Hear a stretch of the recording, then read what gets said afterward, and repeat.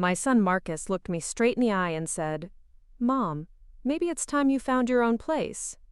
I nodded, smiled, and walked upstairs to pack. 3 weeks later, I was sipping champagne on a terrace overlooking the Mediterranean Sea in Monaco, while he was frantically calling about the foreclosure notice on what used to be our family home. Before we jump back in, tell us where you're tuning in from, and if this story touches you, make sure you're subscribed, because tomorrow, I've saved something extra special for you. My name is Geneva Walsh, but everyone's called me Genie since I was 7 years old and declared I could grant wishes if people were nice enough. 53 years later, I was still granting wishes, just never my own. I stood in the doorway of what had been the guest bedroom for the past 6 months, watching my daughter-in-law Isabelle arrange her makeup collection across the antique vanity that belonged to my grandmother. The morning light caught the crystal bottles and gold compacts, creating little rainbows on the wallpaper I'd hung myself 25 years ago when Marcus was still bringing home report cards instead of attitude.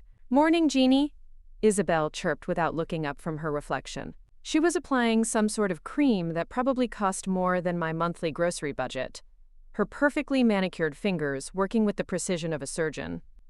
Everything about Isabelle was precise. Her platinum blonde hair fell in calculated waves, her workout clothes bore designer labels, and even her smile seemed measured for maximum impact.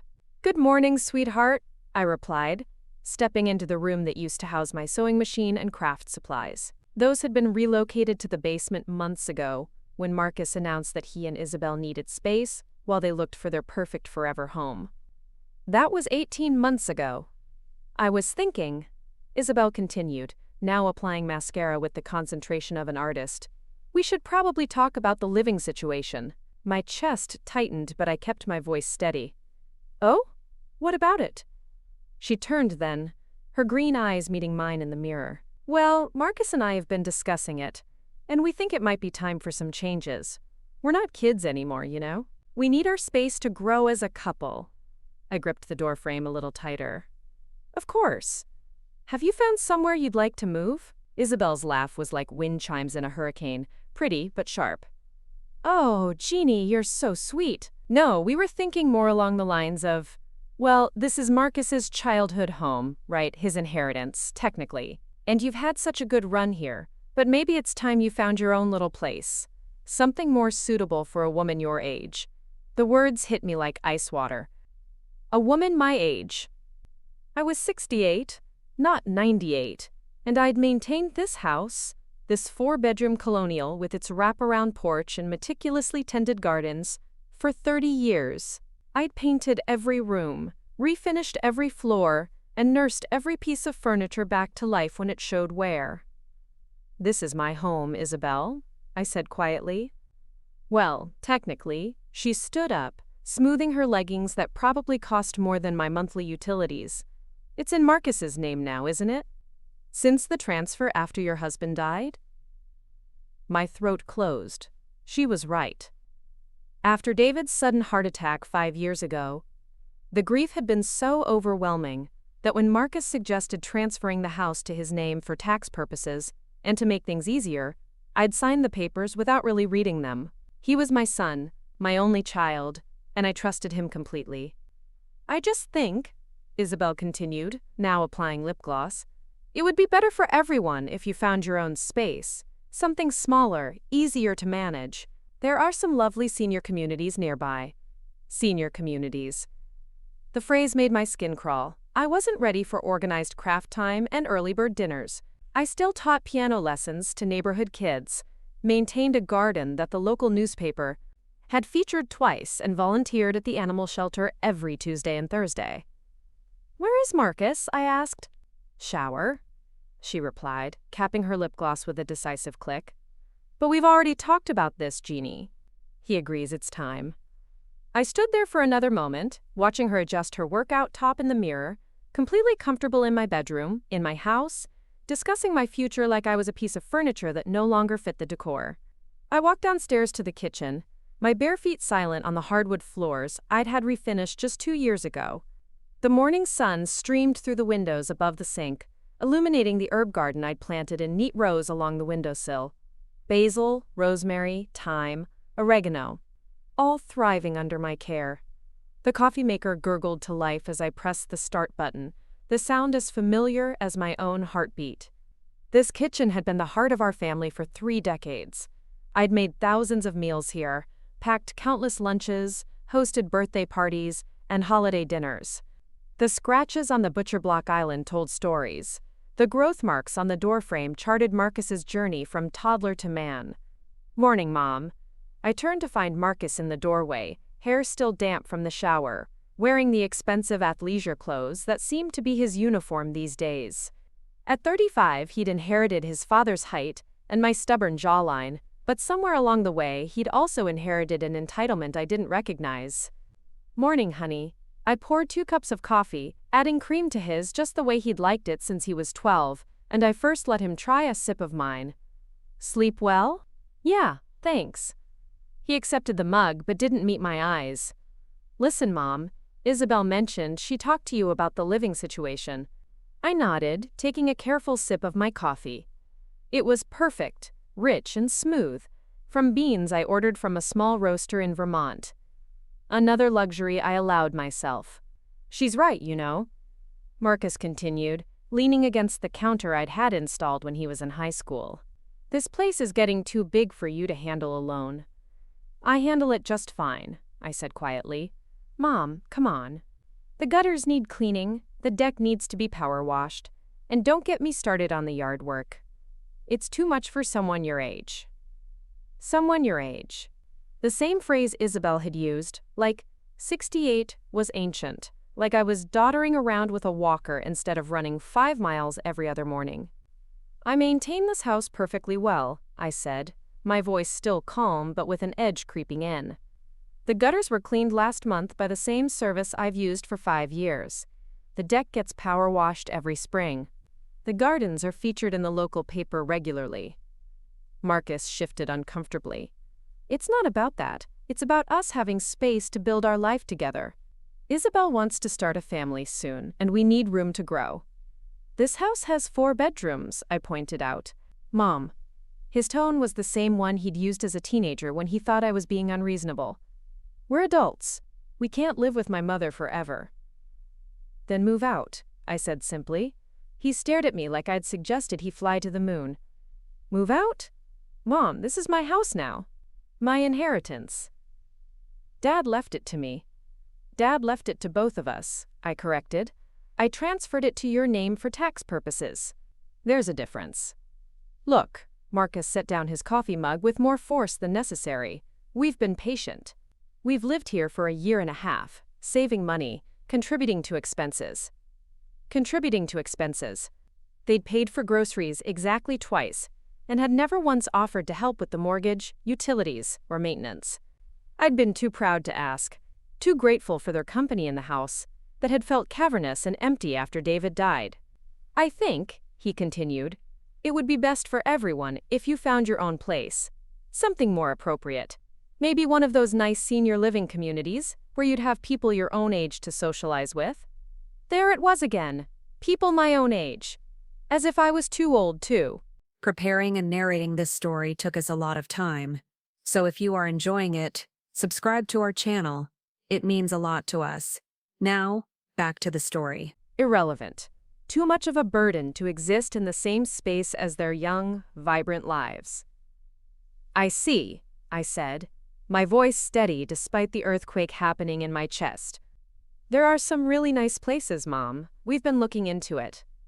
Sunrise Manor has a great reputation, and it's only 20 minutes away. You'd have your own apartment, activities, meal plans. It might be exactly what you need." What I need. They'd decided what I needed without asking me. They'd researched senior living facilities for me while living in my house, sleeping in my guest room, using my utilities, eating food I bought. "And if I don't want to move?" I asked. Marcus's jaw tightened, and for a moment, I saw something in his face that reminded me uncomfortably of his father during his worst moments. David had been a good man, but he'd had a temper when things didn't go his way. "Mom, please don't make this harder than it has to be. The house is in my name. Legally, it's mine now. I'm trying to be reasonable here. But if you're going to be stubborn about it..." He didn't finish the sentence, but the threat hung in the air like smoke. My own son was threatening to evict me from the house I'd lived in for 30 years, the house where I'd raised him, loved him, sacrificed for him. I understand, I said quietly. Relief flooded his features. Good. I knew you'd see reason. We'll help you look at places, and we'll make sure you're settled somewhere nice. It'll be an adventure, right? A fresh start. A fresh start. At 68, after 30 years in the same house, he thought I needed a fresh start because it would be convenient for him. How long do I have? I asked. Well, we were thinking maybe by the end of the month. Isabelle found this amazing interior designer who can help us redesign the space, and she's available to start in February. End of the month. It was January 15th. They were giving me 2 weeks to uproot my entire life so they could redecorate my house. Of course, I said. 2 weeks should be plenty of time. Marcus beamed like I'd just agreed to give him a present instead of my entire life. You're the best, Mom. I knew you'd understand. And hey, maybe this is exactly what you need. Some independence, a chance to meet new people. Independence. The irony was so thick I could taste it. I'd been independent my entire life. I'd raised him mostly alone while David worked 60-hour weeks building his construction business. I'd managed the household finances, maintained the property, and built a life that I loved. Now they were telling me I needed independence while simultaneously making me homeless. I should probably start looking at places today, I said. Great idea. Want me to call Sunrise Manor for you? Set up a tour? No thank you. I'll handle it myself. He kissed my cheek like nothing had changed, like he hadn't just ripped my life apart over morning coffee. Love you, Mom. Love you too, sweetheart. I watched him leave the kitchen, probably to report back to Isabelle that the difficult conversation had gone better than expected, that I'd been reasonable and understanding, that they could move forward with their plans without any messy emotional scenes. I stood in my kitchen, surrounded by 30 years of memories, and felt something cold settle in my chest. Not anger. Not yet. Something quieter, more dangerous. Clarity. I walked to the window and looked out at the garden I'd spent decades cultivating. The winter roses were dormant now, but come spring, they'd bloom in shades of pink and white and deep red. I'd planted them the year Marcus graduated high school, thinking about how they'd be here long after I was gone, a legacy of beauty for future generations to enjoy. I'd been wrong about a lot of things, it seemed. My phone buzzed on the counter. A text from my neighbor Helen, asking if I wanted to join her for yoga class this afternoon. Helen was 72, ran marathons, and had more energy than most people half her age. She'd laugh at the suggestion that 68 was too old for anything except organized craft time and early bird dinners. I texted her back. Rain check? I have some research to do. Research, that's what I called it when I was planning something that required careful thought and preparation. Like when I researched the best schools for Marcus, or the right contractors for the kitchen renovation, or the perfect roses for the garden. Now I was researching something else entirely. I poured myself a second cup of coffee and opened my laptop. The screen glowed to life, cursor blinking in the search bar like a question mark. I thought about typing senior living facilities or apartments for rent, or any of the things a reasonable woman in my situation would search for. Instead, I typed something else entirely. Real estate market analysis, property values current year.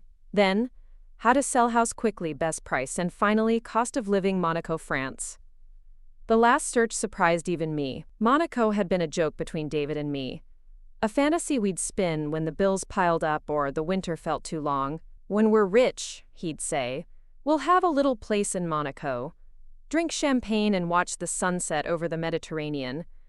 It had been a dream, nothing more. But dreams had a way of becoming possibilities, when the people you loved most decided you were inconvenient. I spent the next 3 hours reading. Property values in our neighborhood had skyrocketed over the past 5 years. The house that David and I had bought for $85,000 in 1994 was now worth over $400,000. Maybe more, depending on the market. Monaco was expensive, certainly, but not impossibly so for someone with substantial assets. And I had more assets than Marcus realized. The house wasn't the only thing David had left me. There was his life insurance policy, the business he'd built and sold just before his death, the investments we'd made together over 30 years of marriage. I'd been careful with money my entire life, and David had been smart about planning for the future. Marcus thought the house was his inheritance, but he was wrong about that too. The will had been very clear. Everything went to me first, then to him upon my death. The house transfer had been for tax purposes only, but the rest of the estate was still mine. All of it. By noon I had a plan forming. By 1 o'clock I was on the phone with a real estate agent. "Mrs. Walsh," said Jennifer Morrison, the agent who'd sold 3 houses on our street in the past year, "I'd be delighted to help you. When were you thinking of listing?" "As soon as possible," I said. "I need to move quickly." "Of course. The market is very hot right now, especially for properties in your neighborhood. Well-maintained colonials are in high demand. When can I come take a look?" "This afternoon?" There was a pause. "That's quite fast. Is everything all right?" "Everything's perfect," I said, and for the first time in months I meant it. "I'm ready for an adventure." Jennifer arrived at 3 o'clock sharp, efficient woman in her 40s, with a measuring tape and a keen eye for detail. She walked through the house like she was conducting an orchestra, noting crown molding and hardwood floors, and the updated kitchen, with professional appreciation. "This is remarkable," she said, standing in the living room where afternoon light streamed through windows I'd cleaned just last week. "You've maintained this beautifully. The craftsmanship is exceptional." "Thank you. May I ask what prompted the decision to sell? Are you downsizing?" "Something like that," I said. "I'm relocating." "Internationally." Her eyebrows rose. "How exciting. Where to?" "Monaco." If she was surprised, she hid it well. "Lovely. I have a colleague who relocated to Nice a few years ago. The Mediterranean lifestyle is supposed to be wonderful for retirement." Retirement. Everyone kept using that word like it was a box I should climb into quietly. I'd never felt less like retiring in my life. "What do you think the house might sell for?" I asked. Jennifer consulted her notes, did some mental calculations. Given the neighborhood, the condition, the size, and current market conditions, I'd estimate somewhere between $420 and $450. Possibly more if we get multiple offers, which I expect we will. $450,000. More than 5 times what we'd paid for it. Enough to buy a beautiful apartment in Monaco with money left over for whatever came next. "How quickly could we close?" I asked. "With the right buyer, potentially within 30 days. Cash offers could move even faster." 30 days. Marcus had given me 2 weeks to disappear quietly into a senior living facility. I was giving myself a month to disappear entirely. Just not in the direction he expected. "Let's do it," I said. Jennifer smiled. "I'll draw up the paperwork tonight. We can have you listed by Friday if you're comfortable with that timeline." Perfect. After she left, I sat in the kitchen with my laptop and a legal pad, making lists. Things to keep, things to sell, things to donate. Phone calls to make, accounts to close, arrangements to handle. It was remarkable how much life you could dismantle when you put your mind to it. Marcus and Isabelle came home around 6, chattering about their day at the gym and their dinner plans with friends. They moved through the house like they already owned it, which, technically they did, but emotionally felt like theft. "How was the house hunting, Mom?" Marcus asked, grabbing a bottle of water from the refrigerator. "Very productive," I said. "I should have news soon." "Great! I told you this would work out. Change can be good, right?" "Absolutely," I agreed. "Change can be exactly what you need." That night, I lay in the bed I'd shared with David for 25 years, staring at the ceiling and listening to Marcus and Isabelle's voices drift up from the living room below. They were watching a movie, sharing a bottle of wine, making plans for the furniture they wanted to buy once I was gone. I wasn't angry yet. That would come later. Right now, I felt something much more powerful: freedom. For the first time in 5 years since David's death, I wasn't worried about being alone. I wasn't afraid of change. I was 68 years old, healthy, financially independent, and about to embark on the biggest adventure of my life. Monaco was waiting. And so was I. The next morning, I woke before dawn and made myself a cup of coffee with beans from Vermont, probably for the last time in this kitchen. I sat at the table where I'd helped Marcus with homework, where David and I had planned our future, where I'd eaten 10,000 meals over 30 years. In 6 hours, Jennifer would arrive with listing papers. In 2 weeks, Marcus expected me to be settled into Sunrise Manor, playing bridge and complaining about the food. In a month, if everything went according to my plan, I'd be watching the sunrise over the Mediterranean, sipping café au lait and discovering what came next.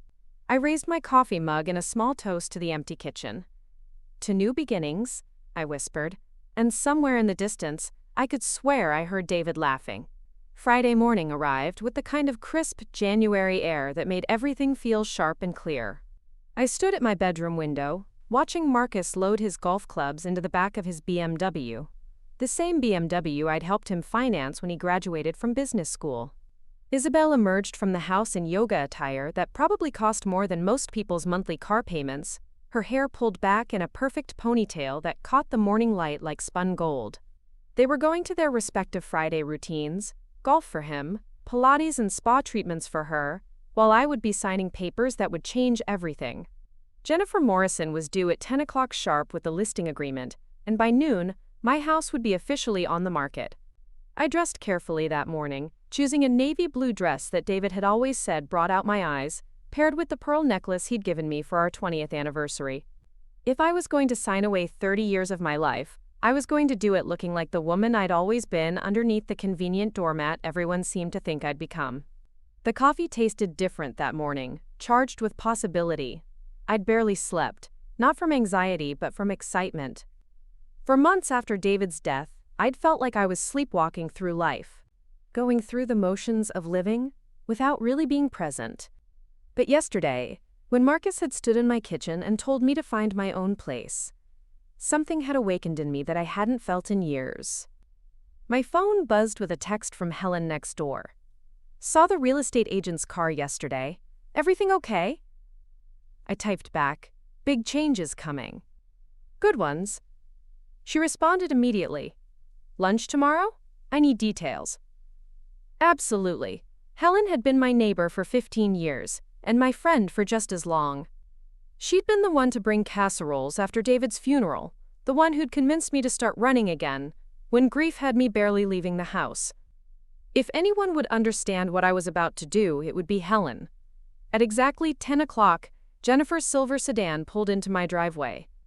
She emerged with a leather portfolio and the kind of confident stride that came from years of successful deals. I met her at the door before she could ring the bell. "Mrs. Walsh," she said warmly, "are you ready to make this official?" "More ready than I've been for anything in years." We settled at my kitchen table, the same table where Marcus had delivered his ultimatum just yesterday. Jennifer spread out papers with the efficiency of someone who'd done this hundreds of times, explaining each section with patience and clarity. "The listing price will be $435,000, she said, pointing to a figure that still made my breath catch. "Based on comparable sales and current market conditions, I'm confident we'll receive multiple offers within the first week. And how quickly could we close?" "With a cash buyer, potentially 3 weeks. With financing, 4 to 6 weeks depending on the buyer's situation." She looked up from the papers. "Are you certain about the timeline?" "Most sellers prefer a longer closing period to make arrangements." "I'm certain," I said, signing my name with a flourish that surprised us both. The faster the better. After Jennifer left, I sat in the quiet house and tried to imagine Marcus's reaction when he discovered what I'd done. He'd be furious, certainly, but also confused. In his mind, I was supposed to shuffle quietly into assisted living, grateful for whatever small kindness he threw my way. The idea that I might have my own plans, my own resources, my own agency had never occurred to him. I spent the afternoon making phone calls. First to my financial advisor, Richard Chen, who'd been managing David's investments since before I was widowed. "Genie," Richard's voice was warm with genuine affection. "How are you holding up?" "Better than I've been in months," I said truthfully. "Richard, I need to discuss my portfolio. I'm making some major life changes." "Of course. When would you like to come in?" "Today, if possible." There was a pause. "That sounds urgent. Is everything all right? Everything's perfect. I'm moving to Monaco. The silence on his end lasted so long I thought the call had dropped. Monaco, he repeated finally. As in the French Riviera, Monaco? That's the one. Well, Richard cleared his throat. That's certainly a change. Let me move some things around. Can you be here at 3? Richard's office was in a glass tower downtown, the kind of building that made you feel important just by walking through the lobby. I'd been there a dozen times over the years, but always with David, always following his lead in financial discussions. Today, I walked in alone, wearing my navy dress and my confidence like armor. Genie, Richard stood as his assistant showed me in. You look wonderful. Different somehow. I feel different, I said, settling into the leather chair across from his mahogany desk. Tell me about my financial position, Richard. All of it. For the next hour, Richard walked me through numbers that made my head spin in the best possible way. David's life insurance policy. The proceeds from the sale of his construction business. 30 years of careful investments and retirement savings. When he finished, I stared at the final figure on his computer screen and felt something like vertigo. $2.1 million, I said slowly. Plus whatever you receive from the house sale, Richard confirmed. Your husband was very smart about money, Genie, and very protective of your future. David had always handled our finances, claiming he enjoyed the research and planning while I focused on other things. I'd been content to let him, trusting his judgment, never realizing exactly how well he provided for me. What would I need to live comfortably in Monaco? I asked. Richard pulled up something on his computer, made some calculations. Obviously, it depends on your lifestyle.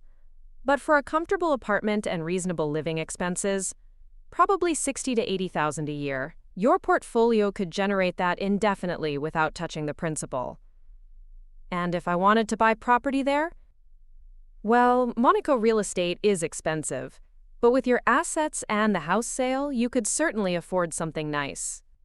A good apartment might run anywhere from $500,000 to several million, depending on location and size. I thought about the pictures I'd been looking at online all morning. Apartments with terraces overlooking the harbor. Places where I could have my morning coffee while watching yachts drift in and out of port. Where no one would suggest I needed to find somewhere more appropriate for someone my age. Richard, I said, I want to liquidate everything that needs to be liquidated and transfer the rest to accounts I can access internationally. How quickly can that happen? Genie, he leaned forward, his expression concerned. This is a very big decision. Have you discussed it with Marcus? Maybe we should. No, I interrupted firmly. This is my decision, my money, my life. I don't need anyone's permission to live it. Richard studied my face for a moment, then nodded slowly. You're absolutely right. I apologize. Old habits, I suppose.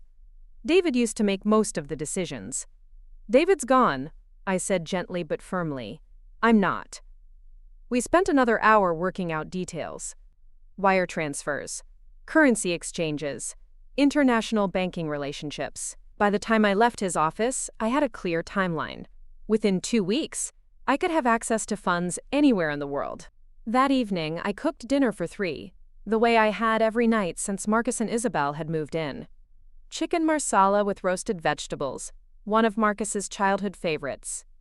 I set the table with the good china, lit candles, opened a bottle of wine from the collection David and I had been saving for special occasions. This is nice, Mom, Marcus said when they sat down. What's the occasion? I wanted to cook for you while I still can, I said, serving him a generous portion. Once I move, we won't have dinners like this very often. Isabelle took a small serving of vegetables and ignored the chicken entirely. Have you looked at any places yet? I have, I said truthfully. The options are quite exciting. See? I told you this would be good for you, Marcus said, cutting into his chicken with enthusiasm. A chance to try something new, meet people your own age. People my own age. There was that phrase again, like aging was a contagious disease that required quarantine. I've been thinking about what you said, I continued, refilling their wine glasses. About needing space to grow as a couple. You're absolutely right. Young marrieds need privacy, room to build their own traditions. Isabelle smiled, the first genuine smile she'd directed at me in months. Exactly. Nothing personal, of course. You're wonderful, Genie. It's just that we're at different stages of life. Different stages. As if life was a game of Monopoly, and I'd somehow landed on the nursing home square while they were still collecting $200 for passing go. I understand completely, I said. In fact, I've already started making arrangements. Marcus looked up from his plate, surprised. Really? That was fast. Well, you said end of the month. I didn't want to hold up your plans. Mom, you're being so reasonable about this, Marcus said, reaching over to squeeze my hand. I was worried you might be upset. Upset? The word sat between us like a landmine, waiting to explode. I squeezed his hand back, memorizing the warmth of it, the way his fingers had felt when he was small and afraid of thunderstorms. Why would I be upset about an adventure? I asked. After dinner, while they watched television in the living room, I cleaned the kitchen and thought about all the meals I'd prepared in this space. Birthday cakes and holiday feasts, quick breakfasts before school, late-night snacks when Marcus brought friends home from college. The kitchen held more memories than any other room in the house, and I was surprised to realize I felt ready to leave them behind. The next morning brought the first showing. Jennifer had warned me there would be interest, but I was still amazed when she called at 8 a.m. to schedule 3 appointments for that afternoon. The market is even hotter than I expected, she said. I've had 6 calls since the listing went live this morning. We might want to consider a bidding war strategy. Whatever you think is best, I said, watching Marcus through the window as he loaded his golf clubs again. Saturday morning golf was sacred to him, had been since college. Some traditions, apparently, were worth preserving. I spent the morning boxing up personal items, starting with the photos that lined the hallway. 30 years of family pictures, Marcus's school achievements, David's business awards, vacation snapshots from trips we'd taken when money was tight but our dreams were big. Each picture told a story, and together they told the story of a life well lived, even if it was ending in a way I'd never expected. The doorbell rang at exactly noon. Helen stood on my porch with a bottle of wine and an expression of barely contained curiosity. All right, she said, following me into the kitchen. Spill everything. Jennifer Morrison's car, real estate signs going up Monday, and you looking like the cat who ate the canary. What's happening? I poured 2 glasses of wine and told her everything. Marcus's ultimatum, Isabelle's casual cruelty, my decision to sell the house and move to Monaco. Helen listened without interruption, her expression shifting from surprise to delight to something approaching awe. Monaco, she repeated when I finished. You're really going to do it. I'm really going to do it. What about Marcus? What will you tell him? I sipped my wine, considering. The truth. Eventually. He's going to be furious. He's going to be a lot of things, I agreed, but that's not my problem anymore. Helen raised her glass. To Geneva Walsh, she said solemnly, who taught me that it's never too late to choose yourself. The first potential buyers arrived at 2 o'clock. A young couple with a baby, looking for space to grow their family. They walked through the house with reverence, commenting on the original hardwood floors, the updated kitchen, the mature landscaping. When they left, they were holding hands and whispering about offers. The second showing brought an investor, a man in an expensive suit who measured rooms and calculated rental potential. He was polite but clinical, seeing square footage and profit margins instead of a home where love had lived for 30 years. The third couple arrived just as the sun was setting, casting golden light through the windows I'd cleaned that morning. They were older, maybe early 50s, and they moved through the house the way David and I had when we'd first seen it. With wonder, with possibility, with dreams. The garden is extraordinary, the woman said, looking out at the flower beds I'd planted and tended for 3 decades. You can see the care that's gone into every detail. Someone loved this house, her husband agreed, running his hand along the stair banister David had refinished by hand. You can feel it.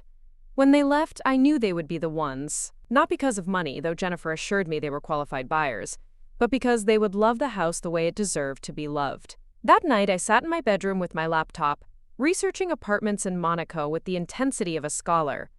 The pictures were breathtaking: terraces overlooking the Mediterranean, elegant rooms with French doors and marble floors, buildings with concierge services and rooftop gardens. I bookmarked my favorites, calculating costs, imagining myself in each space. One apartment in particular caught my attention. It was on the 4th floor of a Belle Epoque building near the harbor, with a wraparound terrace that offered views of both the sea and the prince's palace. The listing photos showed herringbone floors, tall windows with gauzy curtains, a kitchen that was compact but elegant. It was available for immediate occupancy, furnished or unfurnished, for €6,000 per month. I did the math quickly. At current exchange rates, that was about $6,500 monthly. Expensive by any measure, but well within my means. And temporary, until I could find something to purchase. I was reaching for my phone to call the rental agent when I heard voices downstairs. Marcus and Isabelle were talking in the kitchen, their words drifting up through the heating vents. "Perfect timing," Marcus was saying. "She's being so cooperative about everything." "I was worried she'd make a scene," Isabelle replied. "You know how emotional older women can get about change." Emotional older women. I set down my phone and moved closer to the vent, my cheeks burning. "She's always been reasonable," Marcus said. "Dad used to say she was the most practical woman he'd ever met. She'll be fine once she settles in somewhere appropriate." Somewhere appropriate. The phrase that had haunted me for days, that had driven me to research real estate markets and international banking, and the cost of living in one of the world's most expensive places. "I just can't wait to have our own space," Isabelle continued. "I've already been looking at furniture. That farmhouse style is so outdated. I'm thinking more modern, minimalist. Clean lines. Clean lines." She wanted to erase every trace of the life David and I had built here, replace our comfortable lived-in home with something that looked like a magazine spread. "Whatever you want, babe," Marcus said. "It's our house now. Our house now." The words hit me like a physical blow, not because they were untrue legally, but because of how easily he'd dismissed 30 years of my life, my memories, my love for this place. I moved away from the vent and sat back down at my laptop. The Monaco apartment was still glowing on my screen, warm light spilling across that wraparound terrace, promising a life where no one would call me emotional or suggest I needed somewhere more appropriate. I picked up my phone and dialed the international number listed on the rental website. It was the middle of the night in Monaco, but the call went to a service that promised to connect me with an agent within 24 hours. "This is Geneva Walsh," I said when the automated system prompted me to leave a message. "I'm calling about the apartment on Avenue Saint-Charles. I'd like to arrange a virtual tour as soon as possible. I'm prepared to wire the first month's rent and security deposit immediately upon approval." I hung up and stared at the phone, my heart beating fast with something that felt remarkably like joy. Downstairs, Marcus and Isabelle were still planning their takeover of my life, still discussing paint colors and furniture purchases and all the ways they would improve upon what David and I had created. Let them plan. Let them dream. Let them count on their convenient assumption that I would disappear quietly into whatever corner they'd designated for me. They were about to learn that Geneva Walsh had some plans of her own. Sunday morning brought snow, the first real snowfall of the winter, dusting the garden I'd tended for 30 years with a blanket of white that made everything look new and clean. I stood at the kitchen window with my coffee, watching Marcus shovel the driveway with the same methodical precision he'd inherited from his father. He was a good man in many ways, I reminded myself. Kind to animals, generous with his friends, smart about business. But somewhere along the way he'd learned to see me as an obligation rather than a person, a problem to be managed rather than a mother to be cherished. I wasn't sure when that shift had happened, but I was certain I didn't want to spend whatever years I had left trying to earn back his respect. My phone rang just as I was finishing my second cup of coffee, an international number I didn't recognize. "Mrs. Walsh?" The voice was female, accented with the crisp precision of educated French. "This is Celeste Moreau from Riviera Properties. You called about the apartment on Avenue Saint-Charles?" Yes, I said, my pulse quickening. Thank you for calling back so quickly. Of course. I have reviewed your inquiry, and I must say, your timing is excellent. The apartment is quite special, and we have had very little interest due to the season. Most people prefer to relocate to Monaco in spring or summer. I'm not most people, I said. Celeste laughed, a warm sound that carried across the ocean. I can arrange a virtual tour this afternoon if you are available. The property is furnished with antiques and modern amenities. Very elegant, very comfortable. That would be perfect. Excellent. I will send you a link at 3 o'clock your time. May I ask what brings you to Monaco in winter? I looked out at Marcus, still shoveling snow with determined strokes, and smiled. A fresh start, I said. The virtual tour was everything I'd hoped for, and more. Celeste walked me through the apartment with her phone, showing me rooms filled with natural light, the terrace with its stunning views, the compact but efficient kitchen with modern appliances, and a breakfast nook that overlooked the harbor. The building has a concierge service, Celeste explained, and the location is quite convenient. Walking distance to the casino, the palace, excellent restaurants and shopping. Very safe, very quiet. It's perfect, I said, and I meant it. What do I need to do to secure it? First month's rent, security deposit, and proof of financial stability. Given that you are international, I will need bank statements and references. I can have all of that to you by tomorrow morning. Wonderful. When would you like to take possession? I thought about Marcus's timeline, about the end of January deadline he'd given me to disappear from his life. February 1st, if possible. Absolutely possible. I will prepare the lease agreement immediately. After we hung up, I sat in my kitchen staring at the photos Celeste had texted me. My kitchen, my apartment, my new life, waiting for me on the French Riviera like a gift I'd never dared to imagine. That evening, we had dinner as a family one more time. I made pot roast, another of Marcus's favorites, and we talked about safe things, the weather, the news, Isabelle's latest yoga instructor certification program. Normal conversation, the kind we'd been having for months, while they planned to evict me, and I planned to disappear. Mom, Marcus said as I was clearing the dessert plates, I've been thinking about this move of yours. Maybe we should go look at some places together next week. Make sure you find somewhere really nice. I paused with the plates in my hands, looking down at my son's face. He was trying to be kind, in his way. Trying to assuage whatever guilt he felt about displacing me by helping me find a suitable replacement for the life he was taking away. That's sweet of you, I said, but I've already found somewhere perfect. Really? Where? It's a surprise, I said, carrying the plates to the sink. But I think you'll be very surprised by my choice. Monday morning brought the call I'd been expecting. Jennifer Morrison, her voice bright with excitement. Genie, we have 3 offers. All above asking price. Tell me. The young couple with the baby offered $440. The investor went to $450. And the older couple, the Hendersons, offered $465 with a personal letter. $465,000. Nearly twice what Marcus thought the house was worth. Enough to buy my Monaco apartment outright and still have money left over for whatever came next. The Hendersons, I said without hesitation. I was hoping you'd say that. They seem like the kind of people who would love this house the way it deserves. When can we close? They're offering cash. No financing contingencies. We could close in 2 weeks if you're ready.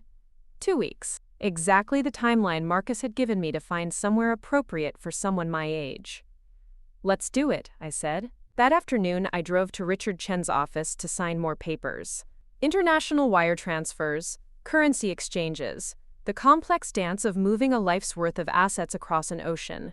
Richard had overcome his initial surprise and thrown himself into the logistics with professional enthusiasm. You're going to love Monaco, he said, reviewing the final documents. I have a client who keeps a yacht there, says it's one of the most beautiful places on earth. I can't wait to find out for myself. When do you leave? January 31st. That's next week. That's next week. I agreed. I spent the evening packing, starting with the things I absolutely couldn't leave behind. Photo albums, a few pieces of jewelry, some books that had been favorites for years. It was surprising how little seemed essential when you were starting over, how much of what we call necessary was really just familiar.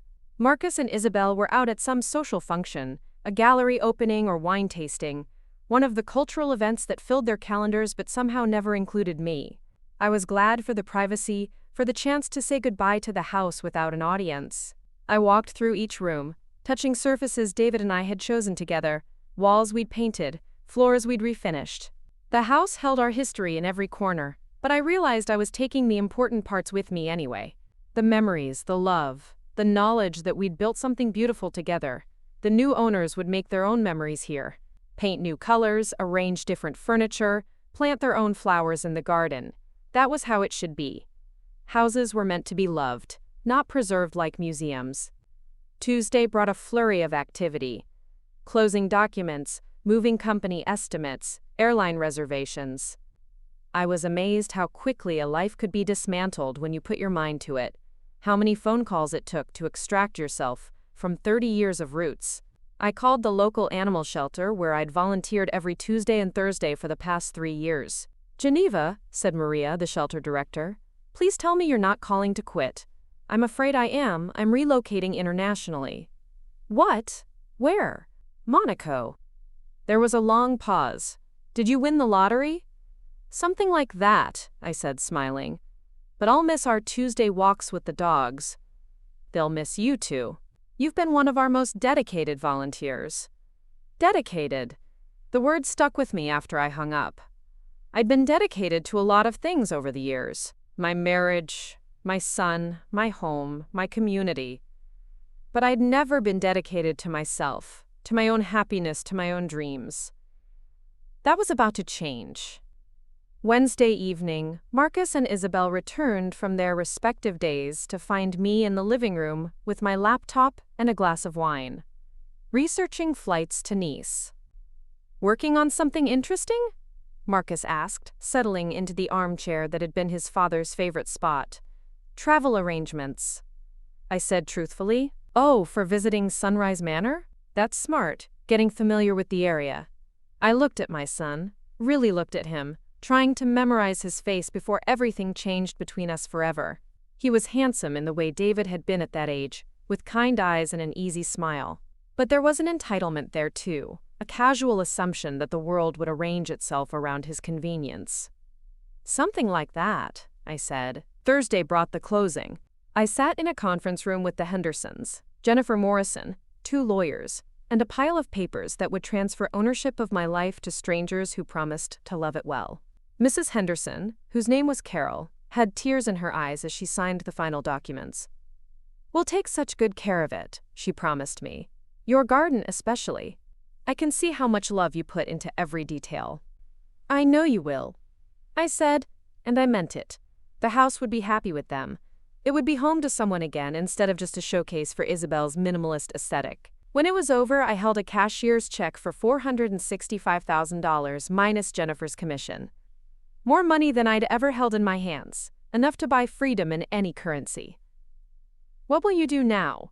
Carol Henderson asked as we walked out together. "Start over," I said. "At 68, I'm starting completely over." "How exciting," she said, and she sounded like she meant it. "I hope I have your courage when I'm your age." Your age. This time, the phrase didn't sting. This time, it sounded like a badge of honor. That evening, I cooked one last meal in my kitchen. Nothing fancy, just scrambled eggs and toast.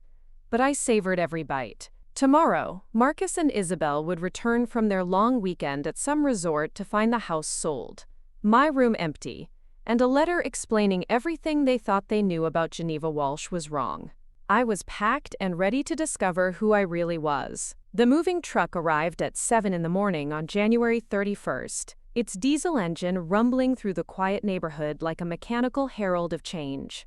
I stood at my bedroom window, fully dressed in traveling clothes, watching the crew of 3 men prepare to load the carefully selected pieces of my life that would accompany me across the Atlantic. Marcus and Isabelle were still in bed, having returned late the night before from their weekend getaway to some spa resort in Vermont. They'd texted sporadically over the 3 days they were gone, sending photos of couples massages and gourmet meals, while I systematically dismantled the life they assumed would wait patiently for their return. The irony wasn't lost on me. While they'd been celebrating their future in my house, I'd been securing my own future 3,000 miles away. I met the movers at the front door, my voice barely above a whisper as I directed them to the items I'd marked with bright yellow stickers. My grandmother's china cabinet, the one piece of furniture that held memories too precious to leave behind. A few boxes of books, carefully curated from a lifetime of reading. The oil painting David had commissioned for our 25th anniversary, a landscape of the lake where we'd spent our honeymoon. "This everything, ma'am?" asked the crew chief, a weathered man named Frank who moved with the efficiency of someone who'd packed up hundreds of lives. "That's everything," I confirmed, signing the papers that would send my belongings on a cargo ship to France, while I flew ahead to receive them. "Storage facility in Nice will hold everything until you're ready for delivery," Frank explained. "Should take about 2 weeks by sea. 2 weeks. By then I'd be settled in my temporary apartment, sipping coffee on my terrace while Marcus and Isabelle discovered the full extent of their miscalculation. After the truck pulled away, the house felt different. Lighter somehow, as if it too was ready to move on to its next chapter. I walked through the empty spaces where my furniture had been, my footsteps echoing on the hardwood floors I'd polished one last time the night before. Upstairs, I could hear the shower running in the master bedroom that had been mine and David's for a quarter century. Isabelle was beginning her morning routine, probably unaware that anything had changed. They'd been so confident in their timeline, so certain of my compliance, that it hadn't occurred to them to question the absence of moving boxes, or the lack of senior living facility brochures scattered around the house. I made coffee in my empty kitchen, standing at the counter because the breakfast table was already on its way to France. The morning light streamed through windows I'd cleaned for the last time, illuminating dust motes that danced like tiny celebrations in the air. My phone buzzed with a text from Celeste in Monaco. "Everything prepared for your arrival. Keys will be waiting at the concierge desk. Welcome to your new adventure."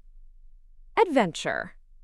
The word sent a thrill through me that I hadn't felt since I was young, and the world seemed infinite with possibility. At 68, I was about to embark on the biggest adventure of my life, and the only people who had any claim on my happiness were trying to warehouse me in a facility for people who'd given up on living.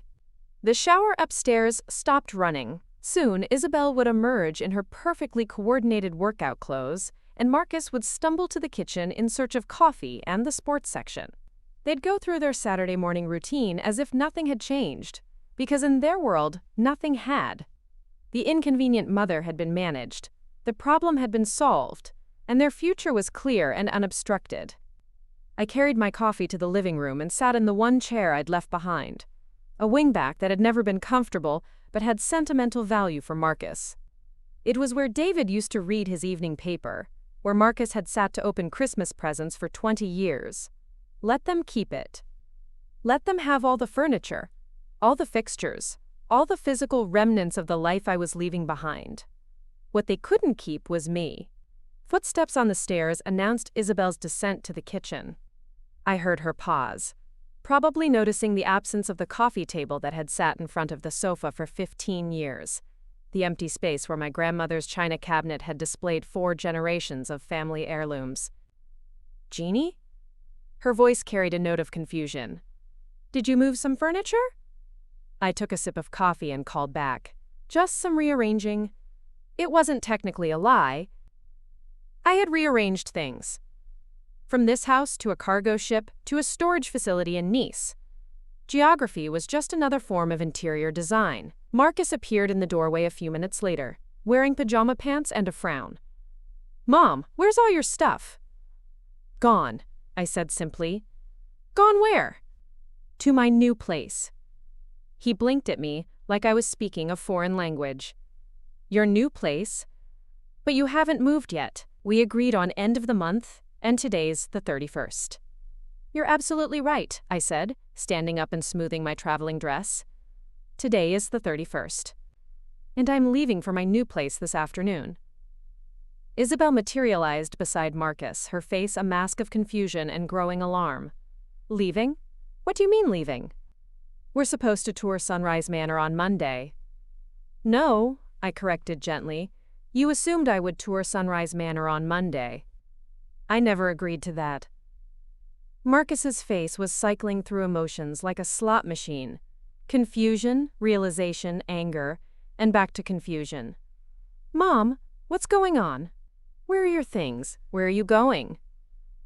I walked to the kitchen counter where I'd left 2 envelopes, each one bearing a name written in my careful cursive. I handed them their respective letters and returned to my chair. Everything you need to know is in there, I said, but the short version is this. You told me to find my own place, and I did. Monaco. The silence that followed was so complete I could hear the grandfather clock in the hallway, ticking away the seconds of their shock. Isabelle opened her envelope first, her manicured fingers tearing at the paper with uncharacteristic urgency. Marcus followed suit, both of them scanning the pages I'd written the night before, explaining my decision, my timeline, and most importantly, my financial independence. $2 million, Marcus read aloud, his voice barely above a whisper. Plus the house sale, I confirmed. $465,000 after Jennifer's commission. Isabelle looked up from her letter, her face pale beneath her perfectly applied makeup. You sold the house? Closed yesterday, I said. The Hendersons seem like lovely people. They're planning to restore the garden to its full glory. You can't sell this house, Marcus said, his voice rising. It's my inheritance. It's in my name. Was in your name, I corrected. I had Richard Chen research the legalities. Turns out that transfer for tax purposes wasn't quite as ironclad as you thought. The house was still mine to sell, and I sold it. Marcus stared at me like I'd grown a second head. But where will we live? It was exactly the question I'd expected, and exactly the question that revealed everything wrong with their thinking. Not where would I live, not how would I manage, but where would they live now that their free housing was gone? I'm sure you'll figure something out, I said kindly. You're both capable adults with good jobs and excellent credit. You'll be fine. Fine? Isabelle's voice cracked on the word. Genie, you can't just leave us homeless. We don't have money for a down payment. We've been saving, but with the market the way it is. You've been saving, I repeated slowly. For what? They exchanged glances that spoke volumes. They'd been saving for their own future while living rent-free in my house, eating my food, using my utilities. They'd been treating me like a landlord who didn't charge rent while simultaneously planning to evict me for their convenience. This is insane, Marcus said, standing up and beginning to pace. Mom, you can't move to Monaco. You don't speak French. You don't know anyone there. What if something happens to you? I'll learn French, I said. I'll meet people. And if something happens to me, at least it will happen while I'm living my life instead of waiting to die in a facility you chose for me. We never said anything about waiting to die, Isabelle protested. Sunrise Manor is lovely. They have activities, social events, trips to the theater. Organized fun for people whose families think they're too old for real fun, I said. No, thank you. Marcus stopped pacing and turned to face me, his expression shifting into the manipulative sincerity he'd perfected as a teenager when he wanted something. Mom, please, let's talk about this rationally. You're making a huge mistake. Monaco is expensive, foreign. What if you hate it? What if you want to come home? This isn't my home anymore, I said quietly. You made that very clear. I never said that. You told me to find my own place. You said this house was yours now. You scheduled interior designers to redecorate before I'd even moved out. I stood up, meeting his eyes. Marcus, you evicted me from my own life. Did you really think I'd go quietly? Isabelle was frantically scrolling through her phone, probably calculating rental costs and mortgage payments, trying to figure out how quickly their comfortable life was about to become expensive and complicated. How could you do this to us? She demanded, looking up from her phone with tears of fury in her eyes. We trusted you. We made plans based on having this house. You made plans based on having my house? I corrected. Plans that involved discarding me like an inconvenient piece of furniture. Did you really think I'd cooperate with my own erasure? Marcus slumped into the wingback chair I'd vacated, his face in his hands. This is unbelievable. My own mother, leaving me homeless. Your own mother, who sacrificed everything to give you a good life, who supported you through college, who helped you with your first car, your wedding, your down payment on this house? My voice was getting stronger with each word, 30 years of suppressed frustration finally finding its voice. Your own mother, who you told to find somewhere more appropriate for someone her age. We didn't mean it like that. Yes, you did. I walked to the window, looking out at the garden where I'd planted bulbs that would bloom in spring for someone else to enjoy. You meant exactly like that. I was too old, too messy, too much trouble for your elegant new life. Well, congratulations. Problem solved. My taxi would arrive in 20 minutes to take me to the airport. My suitcases were already in the car, 2 pieces of luggage containing everything I needed to start over on another continent. By tonight, I'd be in my new apartment, looking out at the Mediterranean Sea, breathing air that didn't taste like obligation and disappointment. Where will we go? Isabelle whispered, and for the first time since I'd known her, she sounded genuinely frightened. I'm sure you'll think of something, I said. Young couples are resourceful. Maybe you can stay with your parents while you look for something you can afford.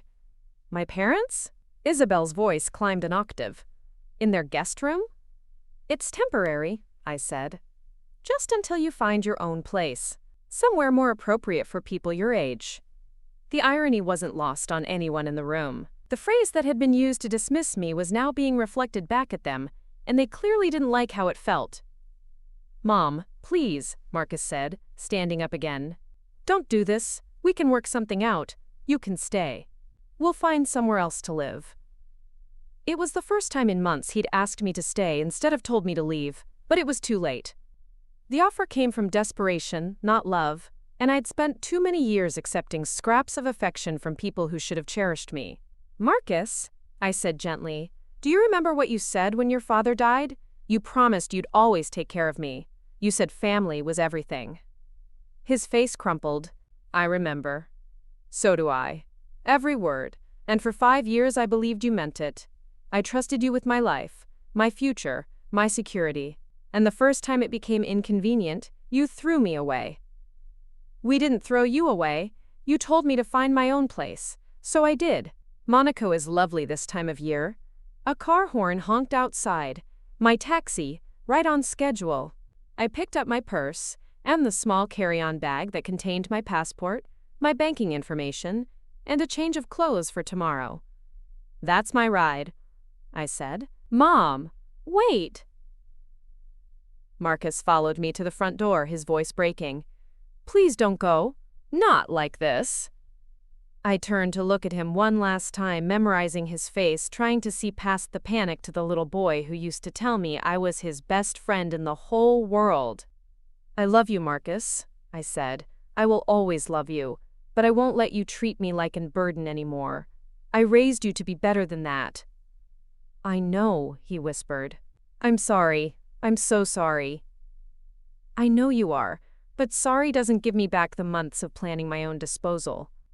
Sorry doesn't erase the feeling of being unwanted in my own home. Isabelle appeared behind him, mascara streaking down her cheeks. Genie, please, we'll do better. We'll change. You'll change because you have to now, I said, because your free ride is over. But I'm not interested in being a lesson in gratitude. I'm interested in being happy. I opened the front door and stepped onto the porch I'd swept every weekend for 30 years. The taxi driver was already getting out to help with my bags, a kind-faced woman about my age who smiled like she'd done this 1,000 times before. Airport? She asked. Airport? I confirmed. International terminal? International terminal. Behind me, I could hear Marcus and Isabelle talking in urgent whispers, probably trying to figure out if they could stop me somehow, if there was some legal recourse or emotional manipulation they hadn't tried yet. There wasn't. I was 68 years old, mentally competent, financially independent, and legally free to live wherever I chose. The fact that my choice surprised them, inconvenienced them, or hurt their feelings was unfortunate, but irrelevant. Ma'am? The taxi driver was holding the car door open. Ready? I took one last look at the house where I'd been happy for 30 years and miserable for the last 18 months. The Hendersons would move in next week and fill it with new love, new laughter, new memories. Marcus and Isabelle would find somewhere else to live and hopefully learn to value what they had instead of taking it for granted. And I would be in Monaco, discovering what came after a lifetime of putting everyone else's needs before my own. Ready, I said, and climbed into the car. As we pulled away from the curb, I saw Marcus in the rearview mirror, standing in the doorway of what used to be my house, his shoulders shaking, with what might have been tears or rage, or simple disbelief. Isabelle was on her phone, probably calling her parents to negotiate emergency housing while they figured out what to do next. I felt a moment of sadness for the pain I was causing them, but it was a clean sadness, uncomplicated by guilt or regret. They had created this situation with their entitlement and their casual cruelty. I was simply declining to be their victim. Big trip? The taxi driver asked as we merged onto the highway toward the airport. New life, I said. Good for you, she said, catching my eye in the rearview mirror. Sometimes you gotta shake things up, even when people don't like it. Especially when people don't like it, I thought, but kept the observation to myself. The airport was busy for a Tuesday afternoon, full of travelers with their own destinations and their own reasons for leaving one place to find another. I checked in for my flight to Nice, handed over my passport like a veteran international traveler, and made my way through security with the confidence of someone who belonged exactly where she was going. At the gate, I called Helen to let her know I'd made it this far. How did they take it? She asked. About as well as you'd expect, I said. Shock, anger, disbelief, panic, and a lot of questions about where they're going to live now. Good, Helen said firmly. Let them figure it out. Maybe it'll teach them some appreciation. Maybe. Are you okay? Second thoughts? I looked around the gate area, at families saying goodbye, and business travelers typing on laptops and young couples planning adventures together.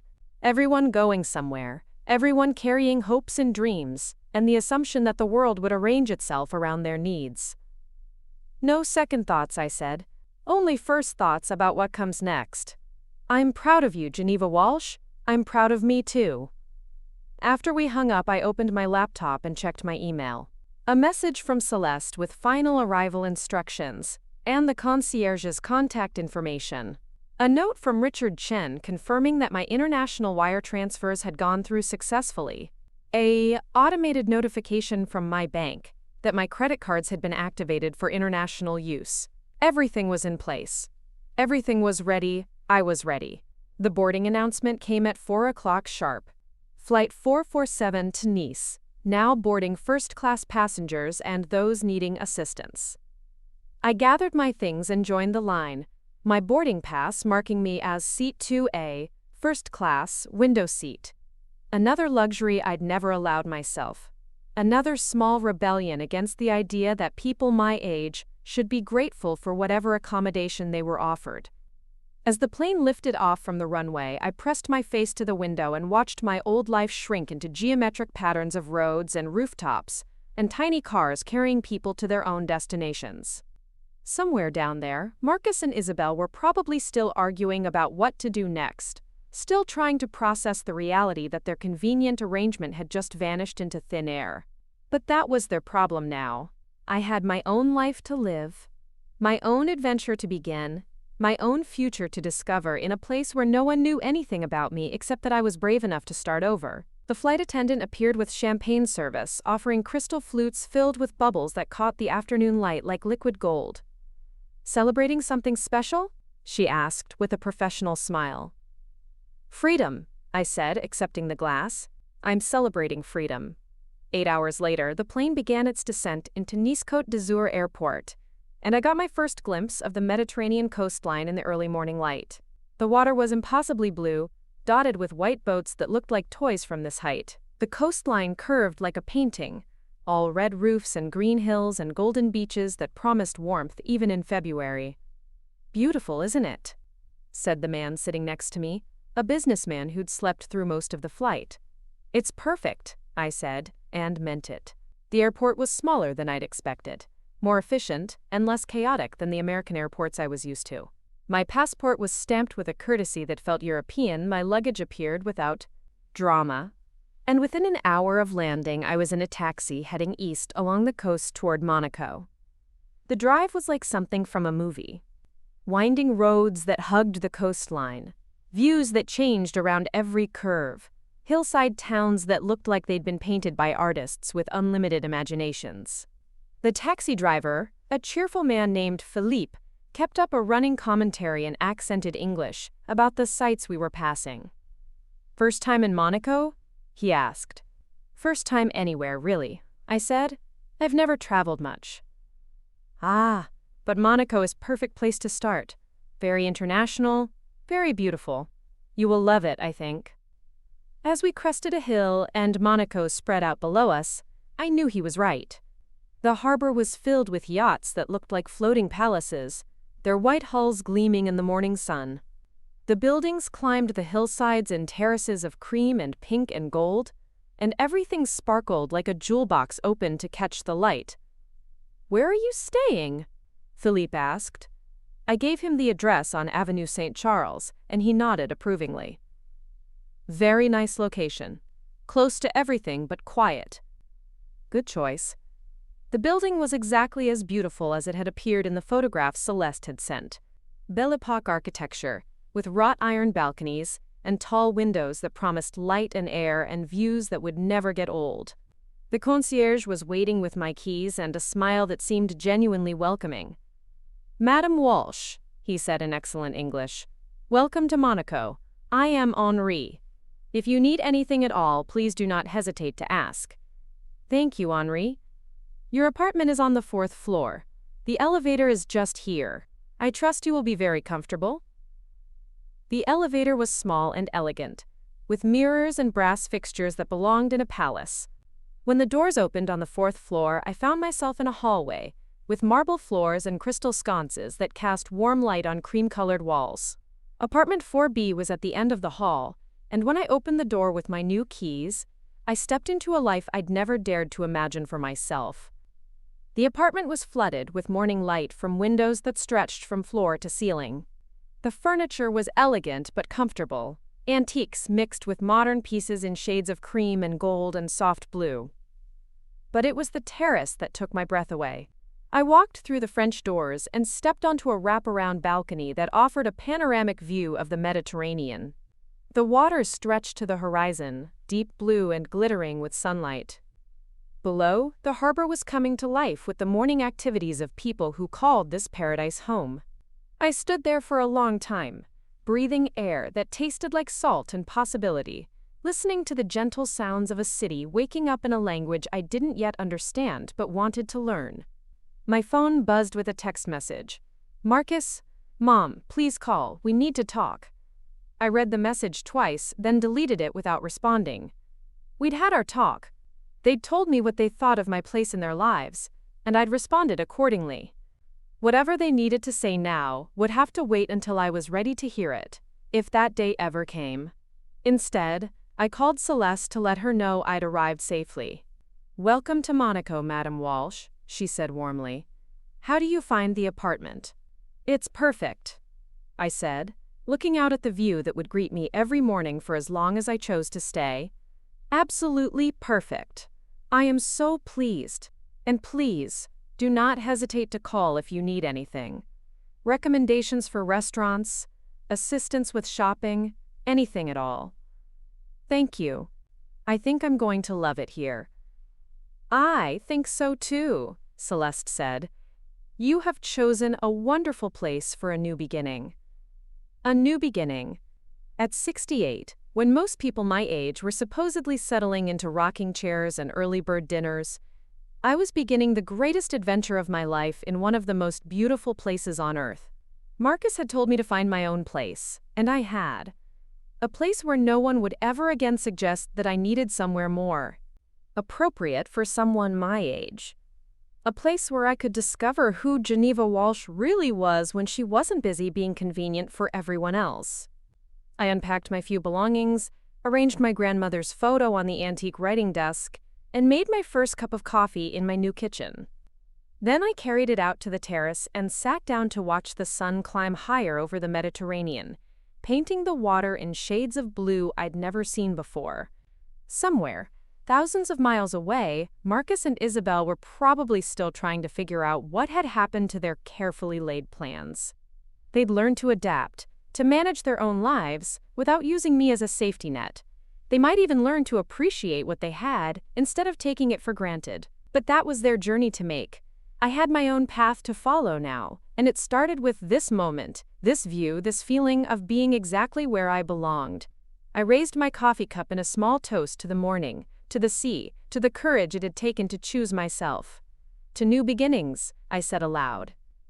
And in the distance, a seagull cried back, as if the whole Mediterranean was welcoming me home. 3 months into my Mediterranean life, I woke to the sound of seagulls and the gentle lapping of waves against the harbor wall 4 stories below. The morning light streamed through the gauzy curtains of my bedroom, casting dancing shadows on the herringbone floors that had become as familiar as breathing. I stretched like a cat, luxuriating in the simple pleasure of waking up naturally instead of to an alarm clock, of having nowhere to be except exactly where I wanted to be. My French was improving daily. What had started as tentative pointing and apologetic smiling had evolved into actual conversations with shopkeepers, restaurant servers, and my neighbors in the building. Madame Dubois from 3A had taken me under her wing, a retired philosophy professor who spoke 5 languages and made the most extraordinary coq au vin I'd ever tasted. She'd invited me to her weekly salon, where a rotating group of expatriates and locals gathered to discuss everything from politics to poetry over wine and cheese that tasted like small miracles. "Geneva," she'd said during our first real conversation, "you have done something very brave. Not many people have the courage to choose themselves at our age." Our age. Coming from Madame Dubois, who was 74 and still traveled solo to archaeological digs in Greece, the phrase sounded like a badge of honor rather than a limitation. I'd established routines that felt both foreign and perfectly natural. Morning coffee on the terrace while watching the harbor come alive. A walk along the coastal path that stretched between Monaco and chirped, where the Mediterranean spread out like a bolt of silk in every direction. Afternoons spent reading in the shade of the palm trees in the Japanese garden, or browsing the outdoor market, where vendors called out greetings in French and English and Italian, creating a symphony of international commerce. The apartment had filled with small treasures collected during my explorations.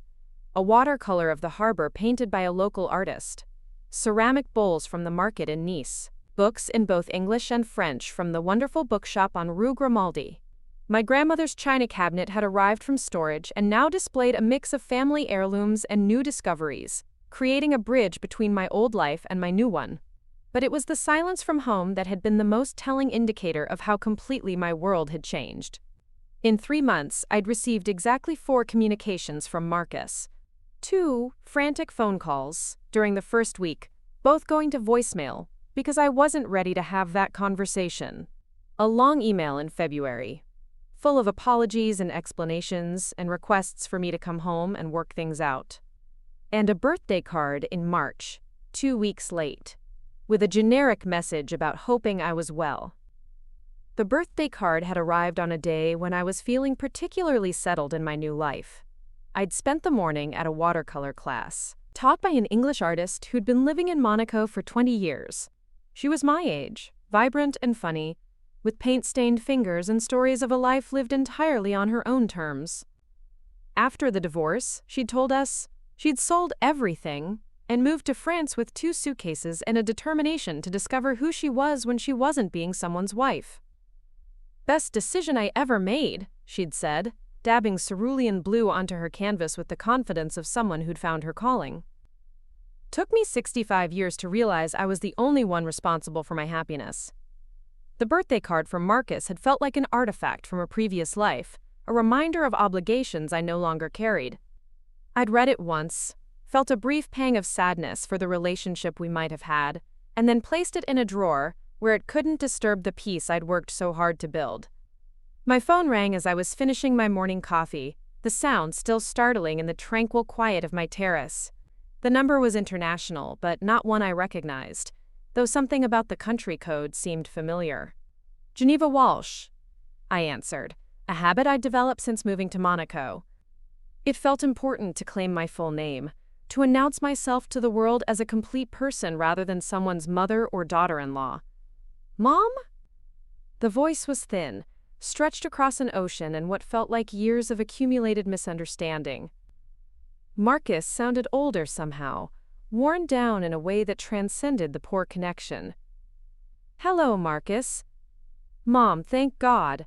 I've been trying to reach you for weeks. Your old number was disconnected, and I had to hire someone to track down your new information. He'd hired someone.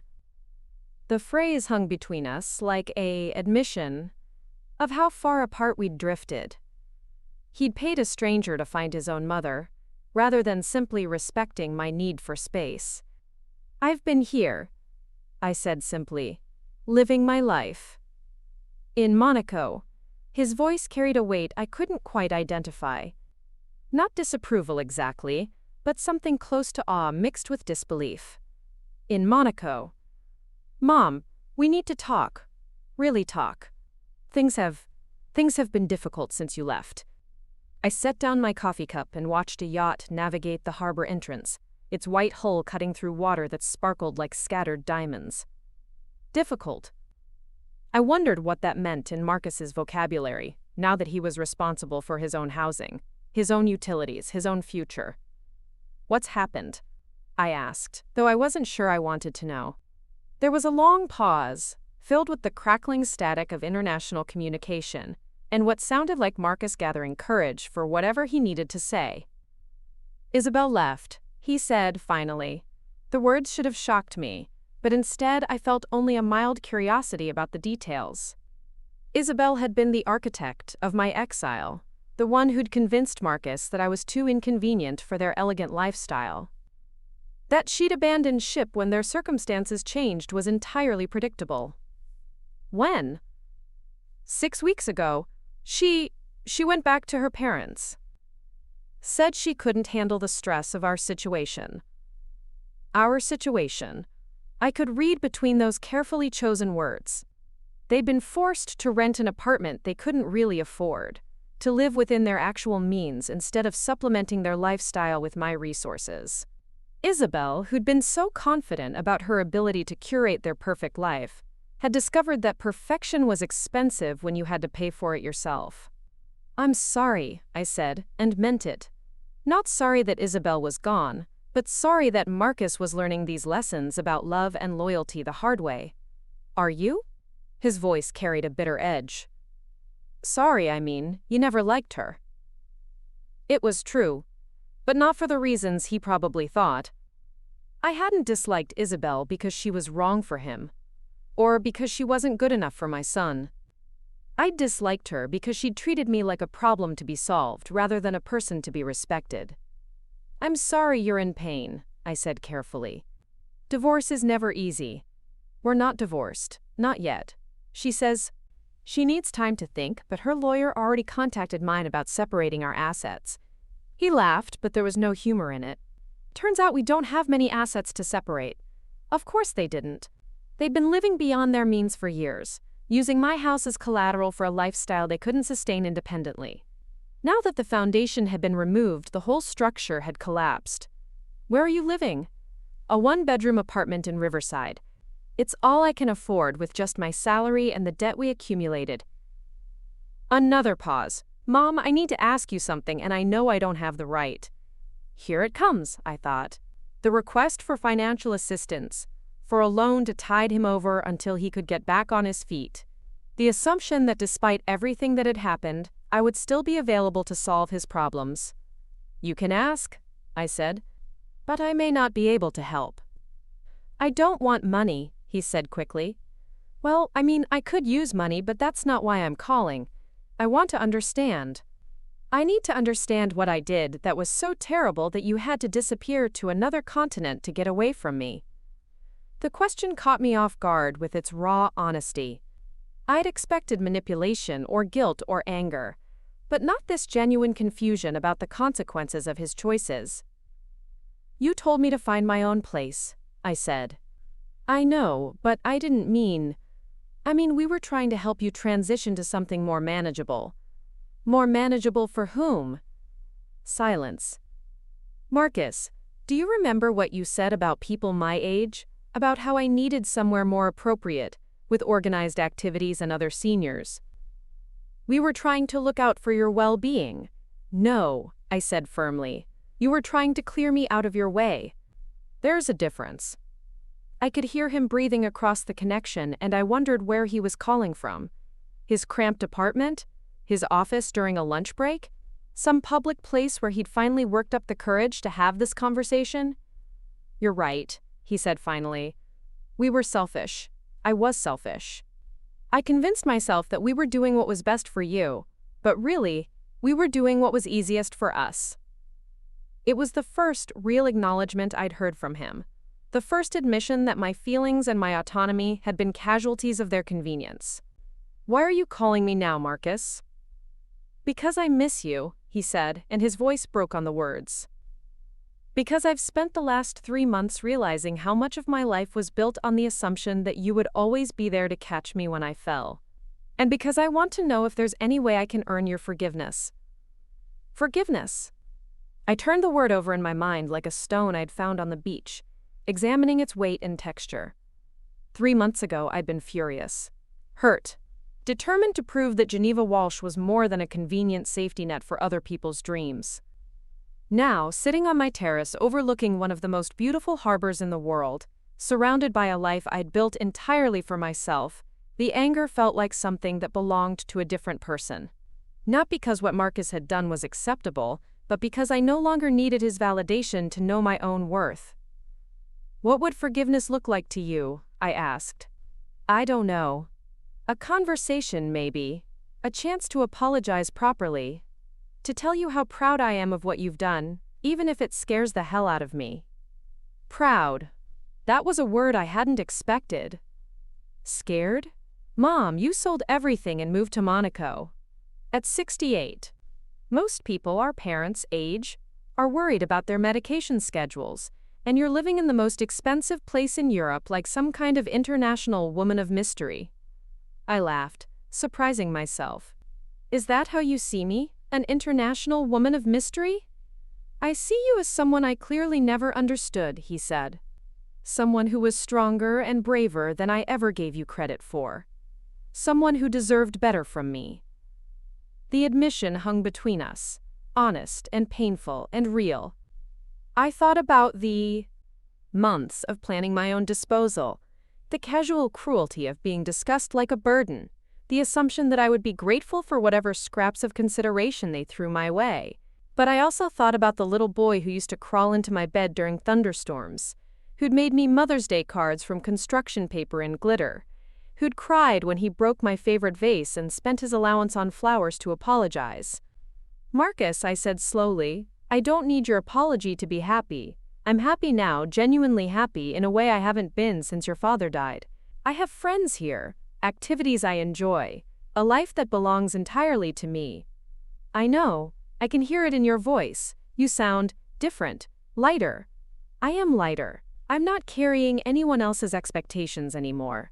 I'm not trying to be convenient or unobtrusive or appropriately aged. I'm just being myself. Will you tell me about it?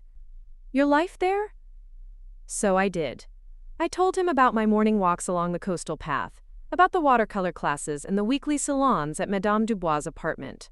I described the view from my terrace, the way the light changed throughout the day, the international community of expatriates who'd all chosen adventure over comfort. There's a woman here named Sarah, I said, who sold her accounting practice in London and moved here to become a sculptor. She's 71 and just had her first gallery showing. And Jean-Claude, who was a banker in Paris until he retired and decided to open a small bistro where he serves exactly 4 dishes every day, perfectly prepared. It sounds incredible. It is incredible. It's also challenging and sometimes lonely and occasionally terrifying. But it's mine, Marcus. Every choice, every risk, every small triumph belongs to me. I took that away from you, he said quietly. Your choices. You tried to. But ultimately, I'm the one who chose to leave. You gave me the push I needed to stop living my life for other people." There was another long pause, and I could almost feel him processing this reframing of our story. He'd called expecting to find a bitter, lonely woman who needed rescuing from her own poor decisions. Instead, he'd found someone who'd used his rejection as a launching pad for the best years of her life. "Can I ask you something?" he said. "Of course. Are you ever coming back?" The question I'd been asking myself for 3 months. My apartment lease was month to month. My life deliberately temporary while I figured out what permanent looked like. I had enough money to buy property here, to put down roots in Monaco soil, but I hadn't made that commitment yet. "I don't know," I said honestly. "This doesn't feel temporary anymore, but it doesn't feel permanent either. I'm still discovering what I want my life to look like." "If you did come back, would you want to see me?" "If I came back, seeing you would be the only reason." He was crying now. I could hear it in the rhythm of his breathing, in the way his voice had gone thick and uncertain. "I love you, Mom. I know I did a terrible job of showing it, but I do love you." "I love you too, sweetheart. I always have, and I always will. But love isn't enough if it's not paired with respect. I know, I'm learning that the hard way. Learning is good. Growth is good. Maybe this is what you needed too, even if it doesn't feel like it right now." We talked for another half hour, filling in the details of our separate lives. He told me about his job, which he was throwing himself into with new determination, now that it was his only source of security. About the small apartment that was teaching him to live within his means. About the loneliness that came with realizing how much of his social life had been built around Isabelle's connections and preferences. I told him about my French lessons, about the cooking class I'd joined where I was learning to make proper bouillabaisse, about the book club that met at the English language bookstore, where we'd spent 2 hours last week debating the merits of contemporary French literature. When we finally said goodbye, something had shifted between us. Not forgiveness exactly, but understanding. He was beginning to comprehend the scope of what he'd lost when he'd dismissed me so casually, and I was discovering that my happiness didn't require his suffering. After the call ended, I sat on my terrace for a long time, watching the afternoon light paint the harbor in shades of gold and amber.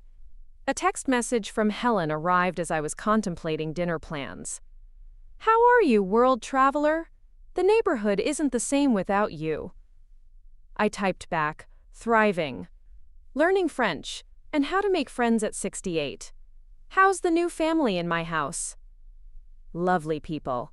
The wife asked me for the name of whoever did your garden design. I told her it was just you, with love and 30 years of patience. Just me. The phrase made me smile. For so long, I'd thought of myself in relation to other people.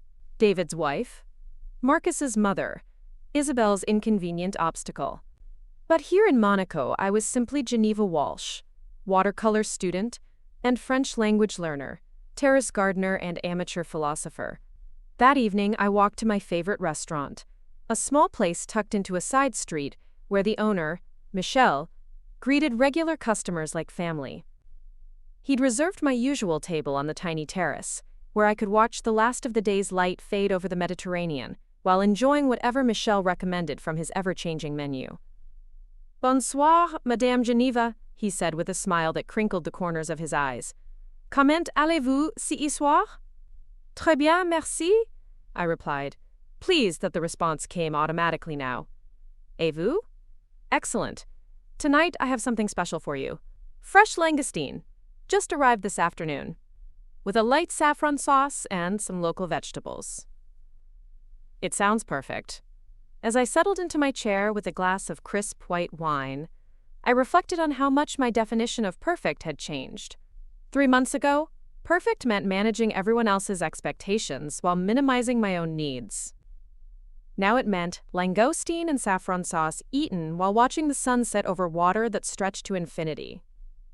My phone buzzed with another message, this one from an unknown number. "Mrs. Walsh, this is Carol Henderson. We bought your house in January. I hope you don't mind me reaching out, but I wanted you to know that your roses are coming up beautifully. The garden is even more spectacular than we imagined it would be. Thank you for creating something so beautiful for us to inherit." I stared at the message, unexpected tears blurring my vision. My roses, planted with such hope for the future, were blooming for someone who appreciated their beauty. The Hendersons were discovering the cycle I'd begun, adding their own touches while respecting what had come before. I typed back, "Thank you for telling me. Gardens are meant to be loved. I'm so happy they're in your hands." Within minutes, another message arrived. "Would you mind if I sent you photos? And if you have any advice about the herb garden, I'd be grateful. I'm trying to learn what you clearly mastered." For the next hour, as my langoustine arrived and the stars began to appear over Monaco, I exchanged messages with the woman who now lived in my former house. She sent pictures of spring bulbs emerging from the soil I'd prepared, of the herb garden responding to her careful attention, of the climbing roses I'd trained along the back fence beginning to show their first buds. It was like receiving news from a beloved friend, proof that the love I'd invested in that place hadn't disappeared when I left. The Hendersons were nurturing what I'd begun, adding their own vision while respecting the foundation I'd created. As I walked home along the harbor, my stomach pleasantly full and my heart lighter than it had been in months, I thought about the strange circularity of life. Marcus's rejection had forced me to discover my own strength. My departure had taught him the value of what he'd taken for granted. The house I'd loved and lost was being cherished by people who understood its worth. Nothing had worked out as anyone had planned, but somehow everything had worked out as it needed to. Back in my apartment, I opened my laptop and began typing an email to Marcus. "My dear son," I wrote, "thank you for calling today. It meant more than you know to hear your voice and to know that you're learning to build a life on your own foundation. I've been thinking about what you asked, about forgiveness and whether there's a path forward for us.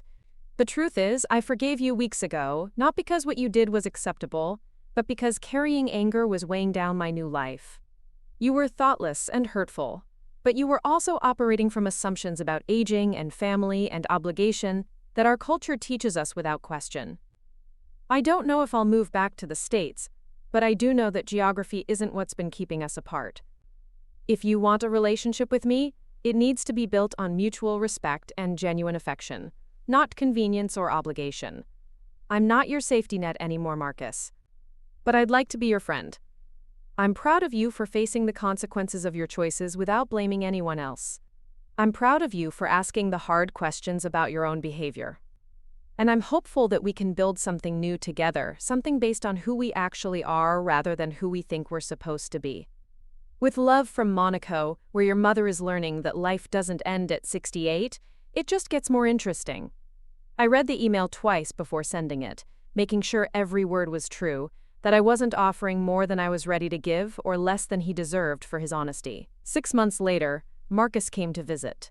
He'd saved for months to afford the trip, staying in a modest hotel near the port, and spending his days exploring Monaco with the wide-eyed wonder of someone seeing the world through fresh eyes.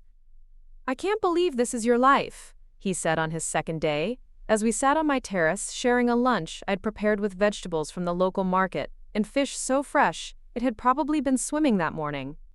"Some days I can't believe it either," I admitted, "but it feels real now. It feels like home."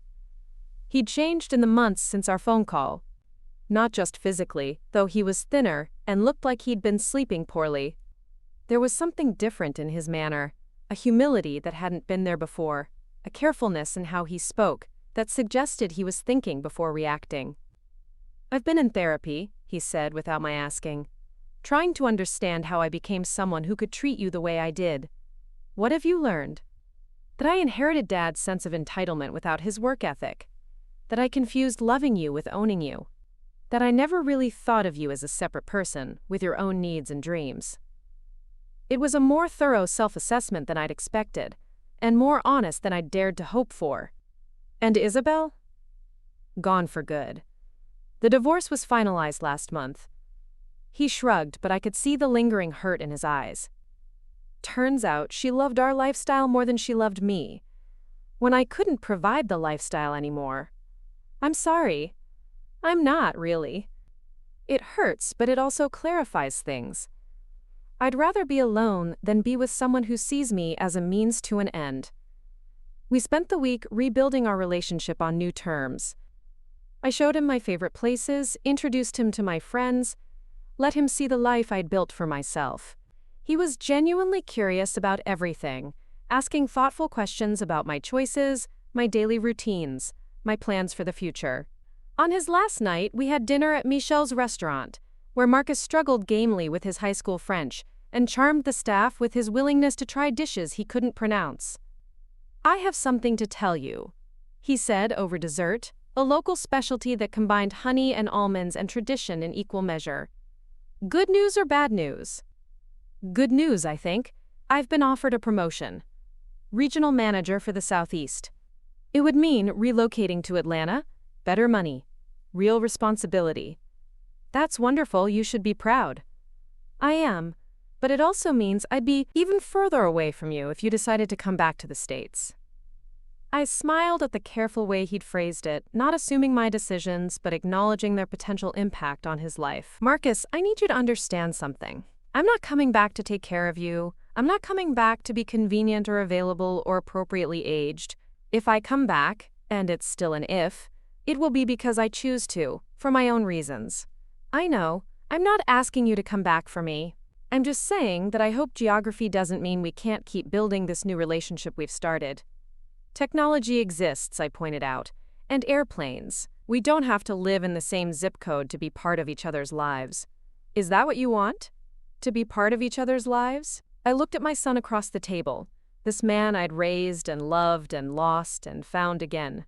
He wasn't the little boy who'd once told me I was his best friend, but he wasn't the entitled young man who'd told me to find my own place either. He was someone new, someone shaped by consequences and loss and the slow work of growing up.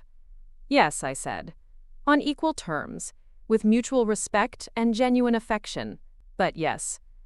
The relief on his face was so profound it made my chest ache. As I drove him to the airport the next morning, we talked about practical things. His new job, my ongoing French lessons, the possibility of him visiting again at Christmas. But underneath the logistics was something deeper, a recognition that we'd both changed in fundamental ways, that the people saying goodbye at the departure gate were different from the ones who'd fought in my kitchen all those months ago. "Thank you," he said as we hugged goodbye at security. "For what?" "For showing me that love doesn't mean accepting poor treatment. For teaching me that people our parents, age, aren't just waiting around to die. For proving that it's never too late to choose yourself." I watched him disappear into the international terminal, carrying lessons learned the hard way, and a new understanding of what family could mean when it was built on choice rather than obligation. That afternoon, I sat on my terrace with a glass of wine and my laptop, reviewing an email from a real estate agent in Monaco. I'd been looking at apartments to purchase, ready to make my temporary adventure permanent. The one that had caught my eye was in a newer building, with a rooftop garden and panoramic views of both the sea and the mountains that rose behind the principality. It was more expensive than my current rental, but I could afford it comfortably with the proceeds from my house sale and the income from my investments. More importantly, it felt like home in a way that nowhere had since David died. I was about to respond to the real estate agent when my phone rang. Helen's number appeared on the screen, and I answered with the automatic smile that her calls always brought. "Geneva Walsh, international woman of mystery," she said without preamble. "How was the visit with Marcus?" "Complicated but good," I said. "We're different people than we were 6 months ago." "People can change, given the right motivation." "Apparently so. How are things in the old neighborhood?" "Quiet. The Hendersons are throwing a garden party next month to show off all the work they've been doing. They specifically asked me to invite you if you're ever back in town." "That's sweet of them. Is there any chance you might be back in town, I mean?" It was the question everyone kept asking, the one I'd been avoiding answering definitively because I hadn't been ready to close that door permanently. "Helen," I said slowly, "what if I told you I was thinking about staying here permanently? What if I said that at 68, I'd found the place where I want to spend whatever years I have left?" "I'd say it was about damn time Geneva Walsh put herself first," Helen replied without hesitation. "And I'd ask when I could come visit this paradise you've discovered." I laughed, feeling something settle in my chest like a key finding its lock. "How's next month?" I said. I'm thinking about buying an apartment with a guest room that has an ocean view. Book me a flight, Helen said. It's about time I had an adventure too. After we hung up, I opened the email to the real estate agent and typed my response. I'd like to schedule a viewing for tomorrow morning. I'm ready to make an offer. As the sun set over Monaco for what might have been the 1,000th time since I'd arrived, I reflected on the strange journey that had brought me here. Marcus's demand that I find my own place had been meant as a dismissal, a convenient way to clear me out of his path. Instead, it had been the greatest gift anyone had ever given me. I'd found my own place, all right. Not in a senior living facility where I could be managed and contained, but in one of the most beautiful places on earth, where every day brought new possibilities and every sunset promised another tomorrow to fill as I chose. At 68, I'd learned that life doesn't end when your children don't need you anymore. It doesn't end when your spouse dies, or when people start referring to your age like a limitation.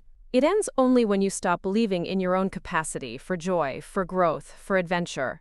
I'd almost made that mistake. I'd almost let other people's limited vision of what my life should look like become my reality. But sometimes, when you're brave enough to choose yourself, the universe responds with opportunities you never dreamed possible. Monaco had been waiting for me all along. I just needed to be pushed off the cliff of other people's expectations to discover I could fly. Tomorrow, I would look at an apartment with a terrace that overlooked the harbor and mountains that caught the morning light like a painting. I would imagine my grandmother's china cabinet in the living room, my books on the built-in shelves, my morning coffee routine unfolding in a kitchen that would be mine for as long as I chose to stay. Tonight, I would fall asleep to the sound of the Mediterranean lapping against the shore, in a bed I'd chosen, in a life I'd built, in a place where Geneva Walsh was exactly who she was meant to be. Up next, you've got 2 more standout stories right on your screen. If this one hit the mark, you won't want to pass these up. Just click and check them out.